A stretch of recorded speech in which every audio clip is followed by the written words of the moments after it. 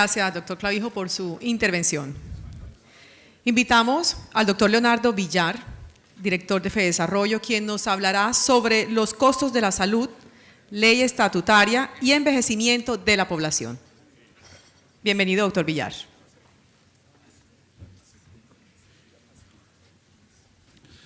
Bueno, muy buenos días y ante todo un agradecimiento muy especial a Rodrigo Arcila por esta invitación. Yo le digo que no he entendido muy bien porque llevo 4 veces viniendo a este foro a hablar de salud cuando ha sido absolutamente claro que yo no sé de salud. Se lo he repetido muchas veces. Sé que la salud es algo muy importante y lo único que hago es tratar de hacer sumas y restas, que es lo que hacemos los economistas, y tratar de ver si las cifras cuadran.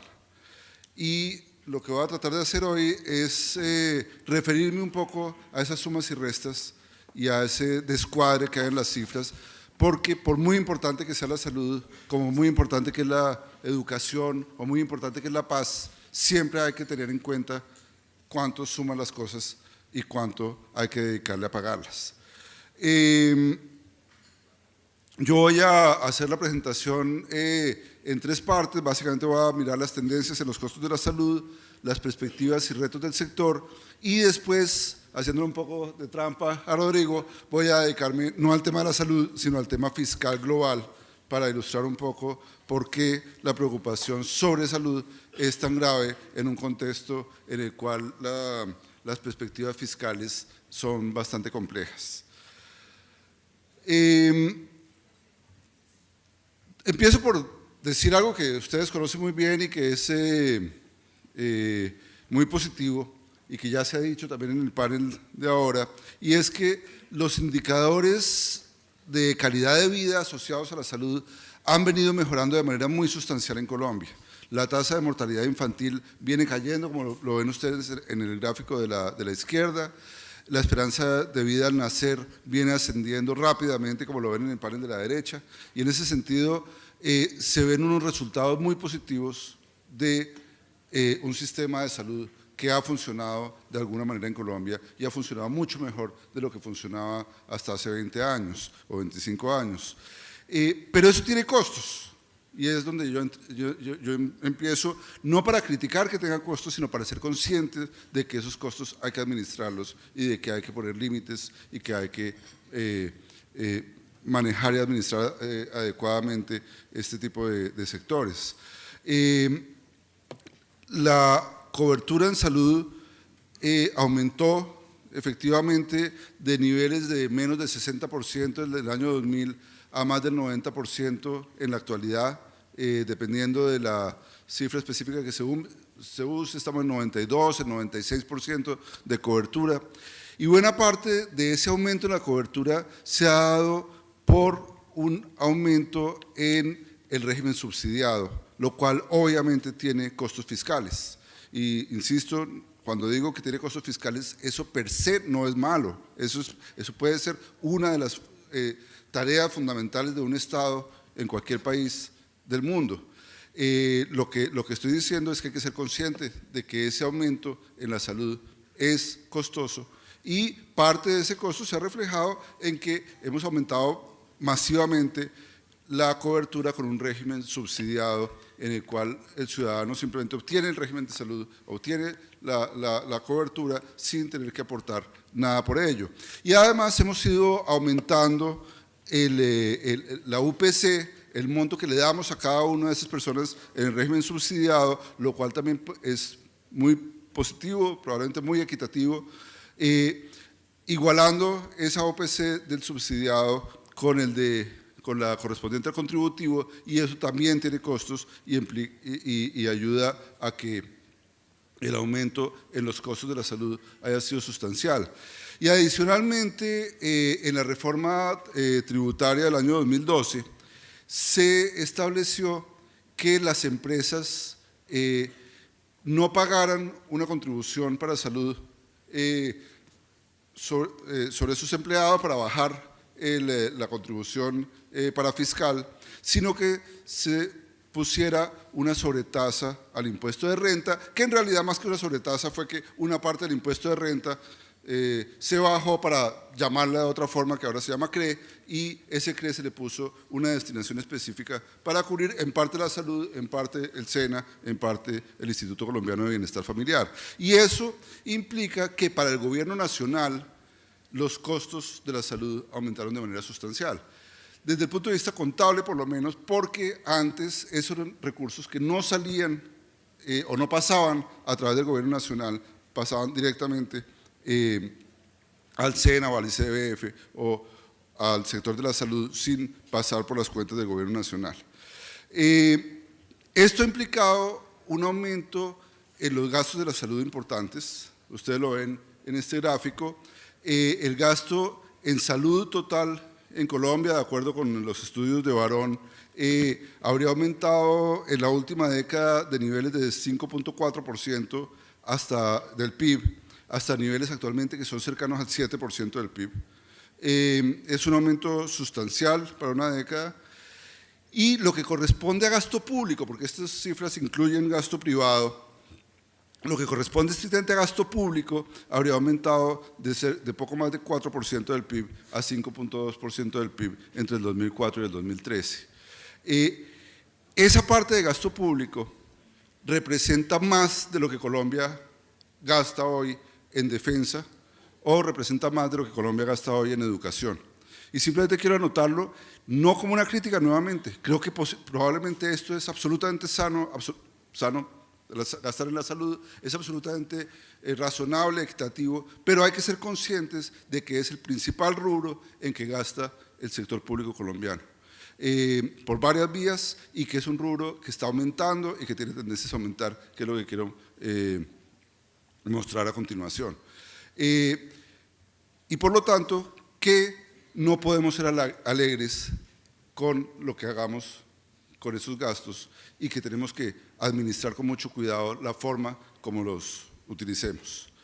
Ahora, el crecimiento del gasto incluye un crecimiento importante en los recobros no POS, esos recobros calculados como los calcula el FOSIGA o el Ministerio de Salud, que es por los pagos que se hacen efectivamente, se han estancado más o menos, se han estabilizado un poco, incluso bajado en los últimos 4 años, pero como lo explicaba Augusto Acosta, hasta el año 2013 siguieron aumentando los recobros radicados y solo en el 2014 se ve una ligera reducción en los recobros radicados y se ubican esos recobros radicados por encima de los recobros pagados, lo cual implica que los saldos pendientes por pagar se mantienen en montos del orden de 3 billones de pesos o de más de 3 billones de pesos, lo cual es algo muy significativo y que es parte de esas deudas implícitas que tiene el sistema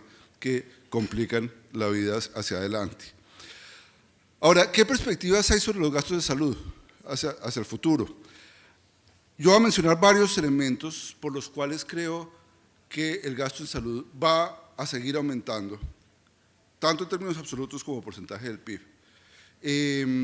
Y va a seguir aumentando muy probablemente por razones razonables, por razones apropiadas, por razones equitativas, porque así debe suceder y así sucede en la mayor parte de los países del mundo. Pero que por la misma razón hay que tener mucho cuidado que ese aumento se dé de la manera apropiada y no de una forma desordenada. ¿Cuáles son los 4 elementos que quiero mencionar? Uno que de alguna manera es adicional a todo lo que se ha mencionado acá, que creo que Colombia debe moverse hacia una cobertura plena. Nos enorgullecemos mucho de que tenemos una cobertura del 92 o del 96% y llega uno al momento en que dice, ¿y por qué no el 100%? ¿Por qué no cubrimos el 100%? ¿Quiénes son esos que se están quedando por fuera? Y creo que hay varios argumentos para movernos hacia un aseguramiento por ciudadanía. ¿Cuándo? No lo sé. Ahorita miramos a ver si hay recursos para eso. Pero creo que la tendencia debe ser hacia allá, como lo es en cualquier país desarrollado del mundo. Ya hemos igualado la UPC del régimen subsidiado con el contributivo. en ese sentido ya nos hemos movido en esa dirección.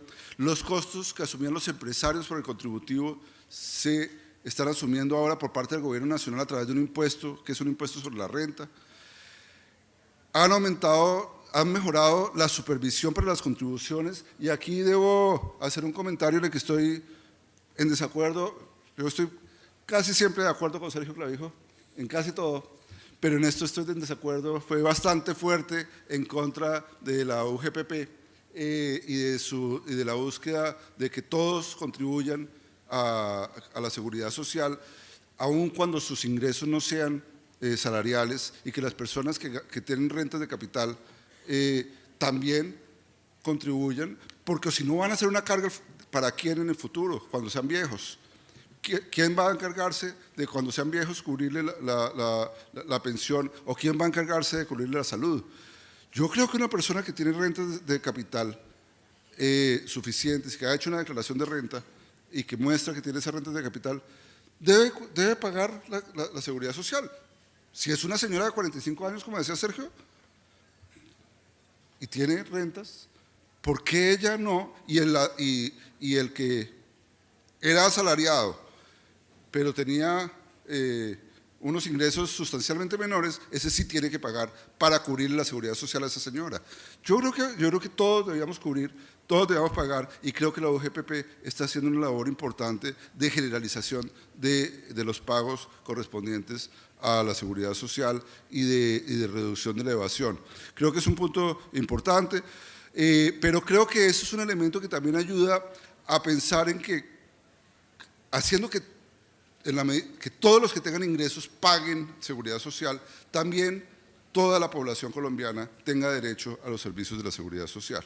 Y creo que hay un elemento desde un punto de vista muy distinto que sería favorable a que se generalizara la cobertura, y es que se podría avanzar en lo que yo llamo perder el miedo a perder el CISBEN. Hoy en día mucha gente no se formaliza en Colombia, no quiere entrar a un trabajo formal, simplemente porque apenas entra al trabajo formal, pierde el CISBEN, sale del CISBEN, y después recuperarlo se le vuelve un problema complicado. Si la cobertura de seguridad social, la cobertura de salud fuera por ciudadanía, ese tipo de riesgo para las personas no existiría. Simplemente entra o sale de trabajar, entra o sale de contribuir, o entra o sale de tener ingresos y de contribuir, y eso no afecta su cobertura. Hoy en día mucha gente no quiere ser formal, porque al ser formal corre el riesgo de que cuando pierda el trabajo se queda sin la cobertura de seguridad social que antes de formalizarse tenía con el CISBEN. Y finalmente, y obviamente lo más importante, es que hay unos segmentos de la población que se están quedando sin cobertura, y sin cobertura de salud, y que básicamente se concentran en personas jóvenes, personas que llegan a la edad en que ya no están cubiertos por la seguridad social de sus padres, están muchas veces desempleados, terminan sus estudios y se quedan sin cobertura durante varios años. Ustedes lo pueden ver aquí en este gráfico, como fundamentalmente los que se bajan en cobertura a los 15, 18 años y después a los 20, 25 años también, son hombres que tienen ese tipo de circunstancias. Ahora, creo que sería sano que no hubiera esos baches. Probablemente son personas para las cuales cubrir la seguridad social no sería exageradamente costoso, y porque no, son típicamente personas sanas, pero son personas que cuando tienen un problema complejo quedan totalmente desamparadas en contraste con el resto de la población colombiana. Entonces, ahí creo que hay un reto importante, y obviamente tendría unos costos adicionales a todo lo demás que voy a mencionar y a lo que se ha mencionado en la mañana de hoy. Otro elemento que va a hacer aumentar los costos hacia el futuro, lo ha mencionado Sergio de manera muy explícita, es el cambio en la estructura de la población. Yo cuando estudié en la universidad siempre me hablaban de las pirámides poblacionales, y me acostumbré a que las pirámides poblacionales eran pirámides. Hoy en día las pirámides poblacionales no son pirámides, son unos rectángulos.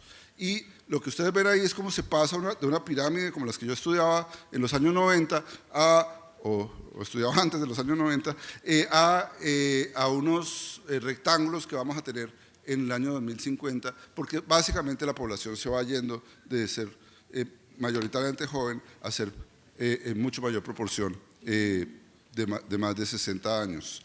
Y eso se refleja en estos porcentajes que también fueron mencionados ya hoy. Hoy en día, el número de personas de más de 60 años es 4.5 millones de personas, con cifra de 2010. La perspectiva para el año 2050 es de más de 14 millones de personas. Se me desaparecieron los valores que estaban ahí, no sé qué hizo el programa, pero las que tienen más de 80 años pasan de ser cerca de 600.000 personas en la actualidad a ser más de 3 millones de personas en el año 2050. Y eso obviamente va a tener un costo importante para el sistema de la salud. Un costo importante, ¿por qué? Una manera de ver la intuición al respecto es ver cómo es la estructura de costos que está, simplemente por ver alguna fuente de estructura de costos por rangos de edad, la que está implícita en la UPC del sistema contributivo, a manera de ejemplo.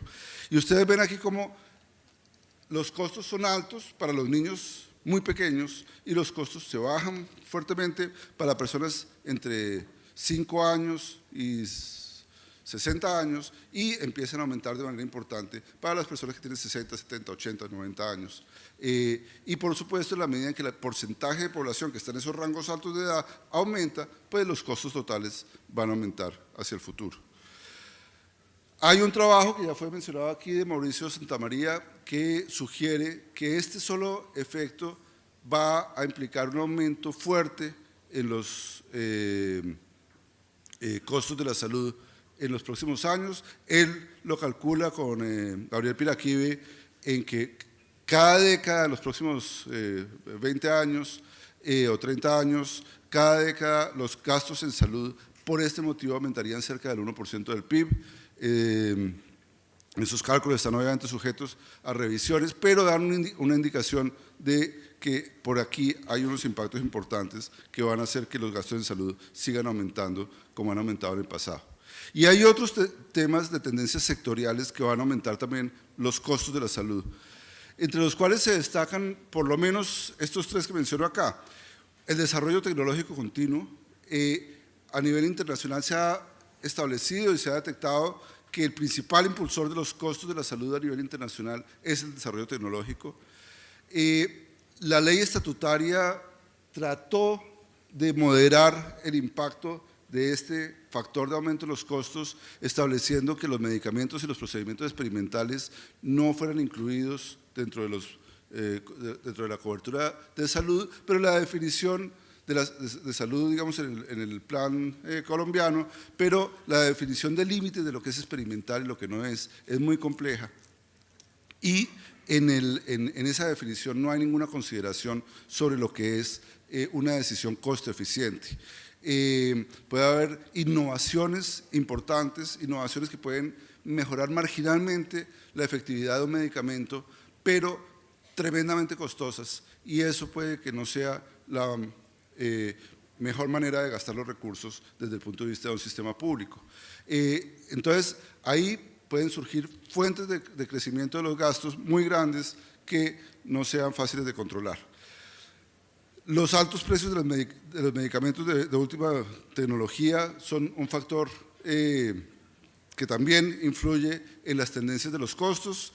Creo que el Ministerio ha hecho una muy buena labor en tratar de regular esos excesos que había en precios de algunos medicamentos, en particular de algunos biotecnológicos.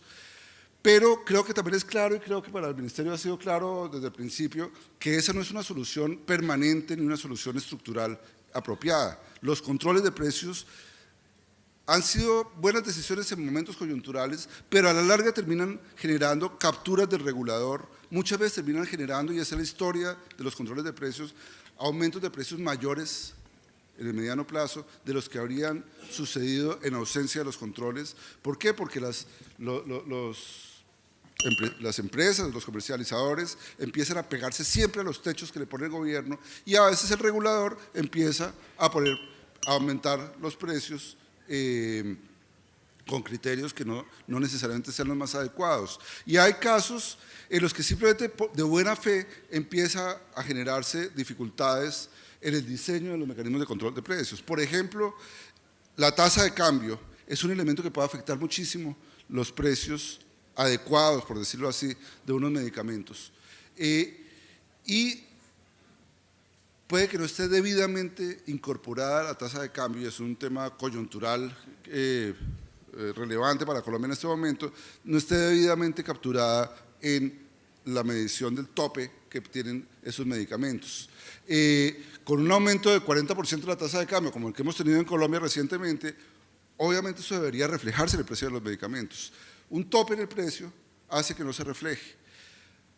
Pues eso genera pérdidas a las empresas, genera desestímulo, genera falta de oferta de esos medicamentos, pero genera también que cuando caiga la tasa de cambio, por cualquier motivo, si es que llega a caer algún día, nadie va a presionar al ministerio para que baje nuevamente los precios si es que los había aumentado por cuenta de la tasa de cambio en algún momento. Entonces termina generando unos desfases muy grandes entre los precios máximos que admite la regulación y los niveles que serían razonables y apropiados. Una cosa que los mercados se encargan de hacer por sí solos cuando funcionan bien los mercados, pero que a través de regulación típicamente termina generando distorsiones y termina generando problemas adicionales. El plan de desarrollo tiene una propuesta muy interesante en este sentido, de unas negociaciones centralizadas y una opción de compra de medicamentos por parte del gobierno que serviría para definir los precios de referencia para los pagos que se hagan a través del sistema, pero como en todas estas cosas hay que esperar a ver eso que quedó muy bien en el papel, cómo es que va a funcionar. Yo soy un poquito escéptico de estas cosas cuando son hechas por parte de los gobiernos, y no es este gobierno ni este ministerio, sino simplemente por la conciencia de que los ministros cambian, los ministros pasan, y los gobiernos y todas las ineficiencias de los gobiernos se mantienen y perduran durante muchísimas décadas. Entonces hay que ver cómo va a funcionar una cosa de ese estilo, y ahí tengo cierto escepticismo. Ahora, otro elemento que aumenta los gastos en salud y que se ha identificado internacionalmente es el cambio en el perfil epidemiológico asociado a los aumentos en el ingreso per cápita, no solamente por el mayor envejecimiento de la población, sino por factores asociados, por ejemplo, a los cambios en los hábitos de consumo, o porque simplemente la gente empieza a aprender a demandar servicios de salud. Simplemente algo que surge, como lo mencionaba Augusto Acosta esta mañana, la UPC para el régimen subsidiado se aumentó muy fuertemente en los últimos 3 años. Muy fuertemente al igualarla a la UPC del régimen contributivo, pero ya, como relataba Augusto Acosta, la demanda en el régimen subsidiado de servicios está superando la UPC. ¿Por qué? La gente aprende, y eso es sano, eso es bueno posiblemente, la gente aprende a ir al médico, la gente aprende a que cuando está viejo y se le olvidan las cosas, eso no simplemente se llama vejez, se llama Alzheimer. Y entonces va al médico y le dan una droga que es costosa. Antes no iba, antes no iba. Ahora, es muy bueno que vayan, y quiero ser muy claro que no estoy cuestionando, esos son avances, pero son avances que tienen costos y que están claramente identificados a nivel internacional. Y finalmente está una ley estatutaria y un establecimiento de límites de los derechos que van a aumentar los gastos en salud. El reconocimiento de la salud como derecho fundamental que se hizo en la ley no implica un consenso sobre los límites de lo que puede y lo que debe pagarse con recursos públicos. Y eso ha estado presente en la discusión acá.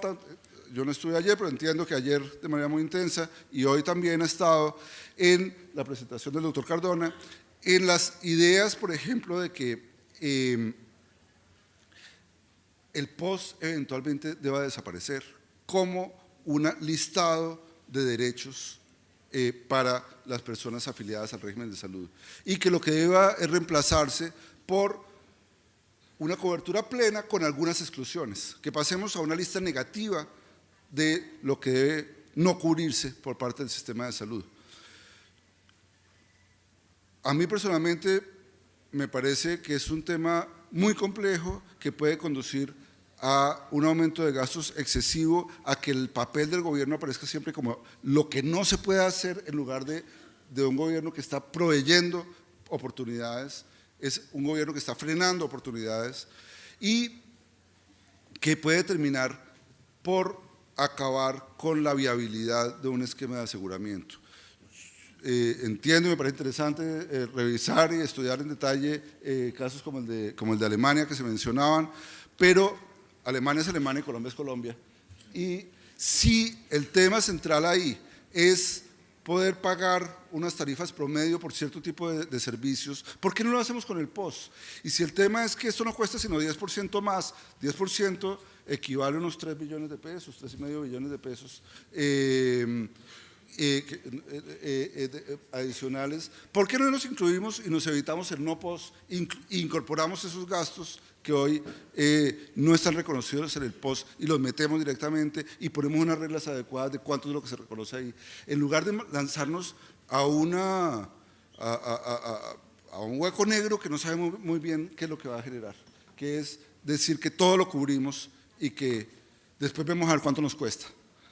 A mí me parece peligroso, me parece obviamente que es un tema que hay que estudiar con mucho cuidado, pero sería muy cuidadoso antes de tomar una decisión de ese estilo. La posibilidad de que el sector privado se meta a ser asegurador en esas condiciones, obviamente habrá que preguntárselo a los aseguradores, pero sinceramente creo que no es fácil, creo que no hay una disposición muy grande. La experiencia de los últimos años hace que el sector privado asegurador esté bastante renuente a seguir invirtiendo en el sector de salud en Colombia, y el riesgo de que eso termine desmontando el aseguramiento y termine dejando al gobierno como el que actúa en lugar de los aseguradores, hace que se acabe la figura de un comprador inteligente, que era la figura central del sistema de aseguramiento. Y si se acaba el comprador inteligente y queda el gobierno haciendo todos los gastos directamente, creo que los riesgos son enormes. O sea, como digo aquí, el gobierno ha demostrado ampliamente en todos los sectores que no es un comprador inteligente. Ahora, esto me conduce en esta última parte de la presentación a hablar un poquito del problema fiscal en general. Todo lo que he dicho es, hay una cantidad de elementos que están aumentando el gasto en salud. El gasto en salud ha aumentado de manera sustancial en los últimos años. Eso no es malo per se, eso posiblemente es muy bueno. Muy probablemente va a seguir aumentando. Colombia, como lo mencionaba Sergio Clavijo, gasta hoy menos como porcentaje del PIB que Chile o que España, muchísimo menos que Estados Unidos. Y probablemente nosotros vamos a seguir aumentando el gasto en salud y el gasto público en salud de manera importante en los próximos años.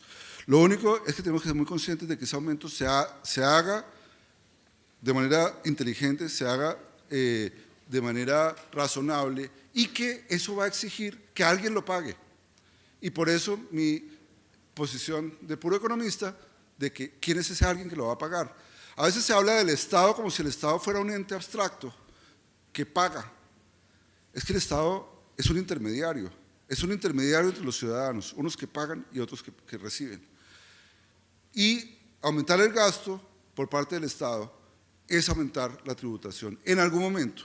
O lo aumenta ahorita o lo aumenta cuando haya una crisis fiscal más adelante, de manera abrupta y de manera traumática y con crisis económica. Entonces, aumentar el gasto no es simplemente una palabra vacía. Aumentar el gasto creo que es algo sano, algo positivo, pero es algo que debe implicar aumentar la tributación para poder aumentar ese gasto de manera sana. Y hay que aumentarlo de manera que no sea excesivo, porque yo quiero presentar unos datos que presentó Sergio, pero con un enfoque un poquito distinto. Compartiendo lo que dijo Sergio al respecto, yo quiero presentarlo con un enfoque un poquito distinto y repetir algo que dije el año pasado. Cuando uno dice que Estados Unidos gasta el 17% del PIB en salud y Colombia gasta el 7%, Uno dice, bueno, es aumentar como al doble. No, no es aumentar como al doble, o un poquito más del doble. Es aumentar como en 20 veces el gasto en salud de Colombia. ¿Por qué? Porque porque el ingreso per cápita de Estados Unidos es más de 10 veces el ingreso per cápita de Colombia. Puede ser 15 veces el ingreso per cápita de Colombia.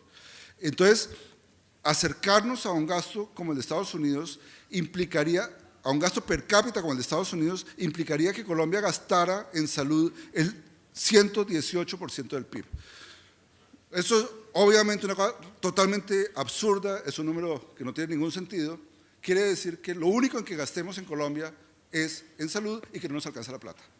No gastamos en ropa, ni gastamos en seguridad, ni gastamos en servicios, ni gastamos en absolutamente nada más. Todo lo gastamos en salud, todo lo que se produce, todos los ingresos que hay en Colombia lo gastamos en salud. No nos alcanza para tener un gasto en salud como el que tienen per cápita en los Estados Unidos.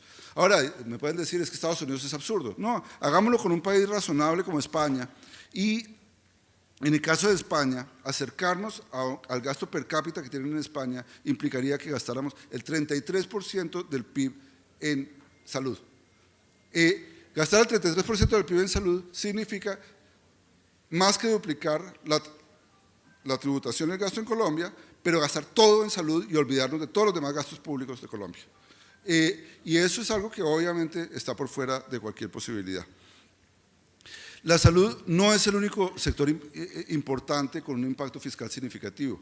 Aparte de la salud, está la seguridad de la justicia, está el desarrollo rural, está la infraestructura de transporte, está la educación de calidad, está la primera infancia.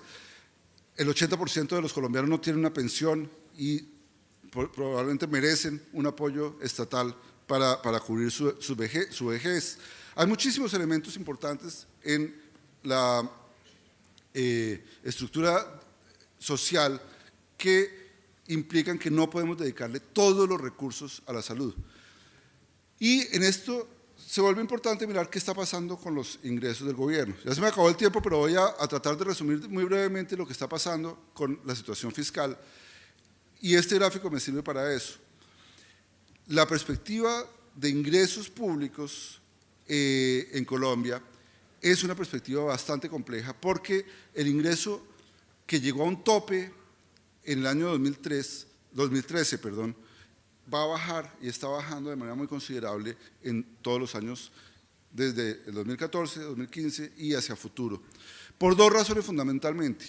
Porque en el 2014 se nos cayó el precio del petróleo de manera muy sustancial y eso hace que el gobierno nacional, que antes recibía el equivalente a 3.5% del PIB en el 2013, vaya a recibir el 0.8% del PIB en el 2015 o 2016 y de ahí para adelante. La caída de ingresos del gobierno nacional, de ingresos por tributación del sector petrolero y por rentas asociadas a los dividendos de Ecopetrol es de unas magnitudes realmente mayores. Y adicionalmente tenemos que una parte de los ingresos que recibe la nación ahora se dedican a un fin específico que es en parte la salud, porque antes se pagaba esa salud con contribuciones sobre el empleo. Y en tercer lugar, a partir del 2019 está previsto que se bajen varios impuestos. El impuesto al patrimonio desaparece, el impuesto al 4 por mil desaparece a partir del 2019. Eso hace que si no hacemos nada en el frente tributario, los ingresos bajarían del 16.9% del PIB en el 2013 al 13.8% del PIB en el 2020. Y que los disponibles para gastos no asociados a lo que financia el CRE bajarían aún más al 13.1% del PIB. Entonces lo que tenemos es, por un lado, conciencia de que el gasto en salud está aumentando de manera importante y que probablemente tendría que aumentar hacia el futuro de manera importante por muchísimas razones que hemos estado mencionando, pero por otro lado que los ingresos se nos están acabando y que los ingresos se nos van a bajar hacia el futuro. Entonces lo único que yo quiero dejar planteado para terminar aquí es, si somos conscientes de la importancia de la salud y si somos conscientes de que eso no lo podemos hacer simplemente bajando ¿qué? La calidad de la educación, dejando de tener ejército y policía, o dejando de tener inversión en el campo, o dejando de hacer las carreteras. Creo que tenemos que ser conscientes de que para pagar eso tenemos que pagar impuestos. Y esos impuestos tienen que aumentarse. Y que eso no es algo que le agrade a la gente. Y entonces que si vamos a insistir en la necesidad de seguir ampliando los derechos a la salud, tenemos que insistir paralelamente y con la misma fuerza en que eso debe ser financiado y que la reforma tributaria que va a tener que venir en algún momento tenemos que apoyar. Eso básicamente resume lo que yo tenía en el resto de la presentación, sin entrar en detalles. Termino diciendo que el reto fiscal no es sencillo y lo será mucho menos si el gasto en salud crece descontroladamente como consecuencia de interpretaciones alegres sobre el derecho a la salud. Y que el tema de la eficiencia en el gasto no es un simple capricho de los economistas, es algo que va mucho más allá de eso y que es tremendamente importante. Muchas gracias.